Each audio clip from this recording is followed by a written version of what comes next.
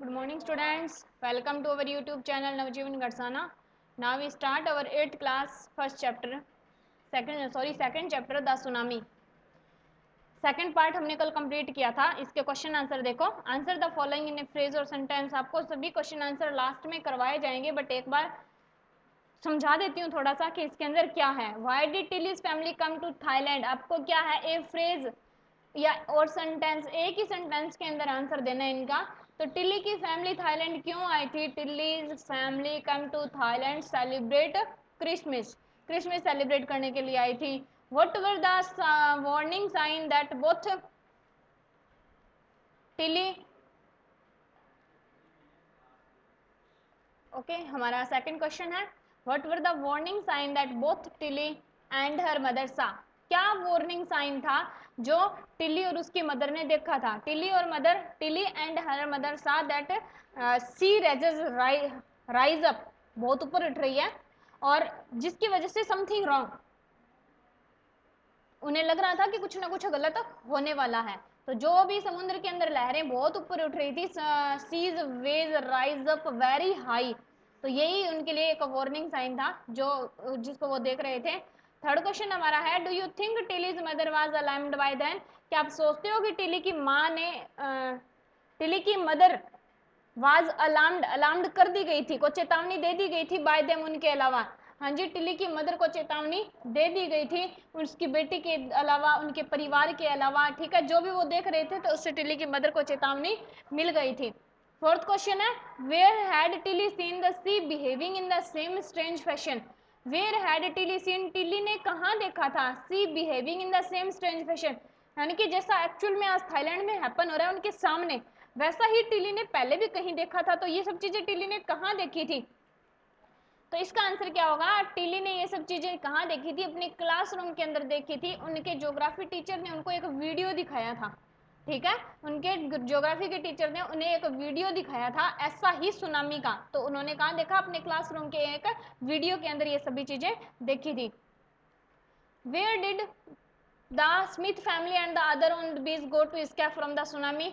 The Smith का परिवार और दूसरे जो भी लोग थे on the beach go to escape from the tsunami, tsunami से बचने के लिए कहाँ गए थे बीच के ऊपर. तो वो बीच के ऊपर होटल में थर्ड फ्लोर के ऊपर गए थे. कहाँ गए थे, बीच में एक होटल बना हुआ था, होटल में थर्ड फ्लोर था, वहां पर पहुंच गए थे वो. थर्ड है how do you think her geography teacher felt when he heard about what Tilly has done in फॉकेट. Geography teacher ने कैसा फील किया होगा जब उन्हें ये पता चला कि टिल्ली ने कितना बहादुरी का काम किया था थाईलैंड के अंदर जब उसने लोगों को बचाया है. तो ज्योग्राफी की टीचर को बहुत प्राउड फील हुआ होगा अपने इस स्टूडेंट के ऊपर कि उससे जो भी क्लासरूम के अंदर सिखाया गया, एक बार एक वीडियो दिखाई गई, उसके बेस के ऊपर उसने इतने सारे लोगों की जिंदगी को बचा लिया. तो ये हमारे सेकंड पार्ट के बेस के ऊपर 6 क्वेश्चन. अभी हमारा पार्ट नंबर 3 स्टार्ट होता है. Look carefully at the picture of the boy. इस पिक्चर को देखो ध्यान से, एक लड़की की है एंड इज डॉग, और उसका कुत्ता उसके साथ में है. And try to describe the things that you see. और कोशिश कर रहा है डिस्क्राइब करने की, वर्णन करने की, द थिंग्स उन चीजों का वर्णन करने की कोशिश कर रहा है दैट यू सी, जो कि तुम देख रहे हो. Using just word and phrase.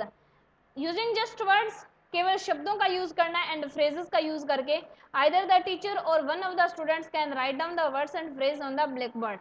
Teacher या फिर स्टूडेंट्स हम लिख सकते हैं इनकी इस कंडीशन के बारे में ब्लैक बोर्ड के ऊपर. This is how you can start. हम कैसे स्टार्ट कर सकते हैं. देखो इस पैराग्राफ में क्या किया जा रहा है कि इस पिक्चर को देखकर हमें सारी चीजें डिस्क्राइब हो रही है कि ये पिक्चर हमें क्या कहना चाहती है. तो इस पिक्चर को देख करके हमें ये सारी चीजों का वर्णन कर रहा है कि ये पिक्चर हमें क्या शो करती है. आप चाहे तो सेंटेंस लिख सकते हो, चाहे एक अकेले वर्ड के अंदर इसको वर्णन कर सकते हो, या फिर फ्रेज लिख सकते हो पूरी. तो हम कैसे स्टार्ट कर सकते हैं, जैसे काम, बिल्कुल शांति है चारों तरफ और कुछ नहीं दिखाई दे रहा. ब्लू सी, नीला समुद्र है. र्यून हर्ट्स, र्यून होता है बर्बाद होना, बर्बाद हो चुकी झोंपड़ियां हैं, यानी कि ऐसे घर हैं जो नष्ट हो चुके हैं. Before the giant waves, giant होता है विशाल, महान, बहुत बड़ी. गेंट वेव्स लहर, slammed into the coast in the India and Sri Lanka. Wild and domestic animal seem to know what was about to happen. बहुत बड़ी लहरें, स्लैम्ड, टकराई. Into the coast in India and Sri Lanka, टकराई भारत और श्रीलंका के समुद्र तट के ऊपर। कोस्ट मतलब समुद्र तट, समुद्र तट के ऊपर टकराई समुद्र की लहरें भारत और श्रीलंका में। Wild and domestic animals seem to know what was about to happen. जंगली और जो भी घरेलू जानवर थे, वो डोमेस्टिक होता है घरेलू, जो भी जंगली और घरेलू जानवर थे, सीम्ड टू नो, ये जानते हुए प्रतीत हो रहे थे कि what was about to happen, क्या घटित हो रहा है। जितने भी जानवर थे वो ये सोच रहे थे कि क्या घटित होने वाला है। दे फ्लैड टू सेफ्टी, वे सुरक्षा चाहते थे, यानी कि वे कोशिश कर रहे थे सुरक्षा हासिल करने की, सेफ्टी करने की।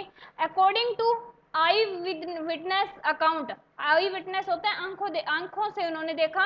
अकॉर्डिंग टू आई विटनेस, उनके आंखों देखे हाल के अनुसार, जो उन्होंने आंखों से देखा उसके according, elephant screamed and ran for higher ground. हाथी जो थे वो क्या कर रहे थे, चिल्ला रहे थे, हाथी चिल्ला रहे थे।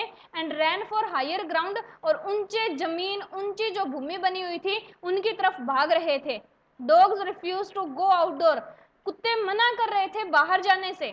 यानी कि ये वर्णन किया जा रहा है, जिसने, जो आई विटनेस है, यानी कि इस बात का गवाह है, जिसने अपनी आंखों से ये चीजें देखी है, वो बताता है कि हाथी चिल्लाकर ऊपर भाग रहे थे, कुत्ते बाहर जाने से मना कर रहे थे। Flamingos abandon their low lying breeding areas, flamingo जो थे वो अबेंडन होता है छोड़ना, त्यागना, मना करना, वो त्याग रहे थे their low lying breeding areas, उनके जो बिल्कुल लो लाइंग, नीचे जमीन के ऊपर ब्रीडिंग एरियाज, रहने का जो स्थान था ना, उसे छोड़ रहे थे, उसे त्याग रहे थे। अबेंडन होता है त्यागना, अबेंडन को क्या बोलते हैं हिंदी में, त्यागना बोलते हैं। तो वो अपनी रहने की जगह को भी क्या कर रहे थे, त्याग रहे थे।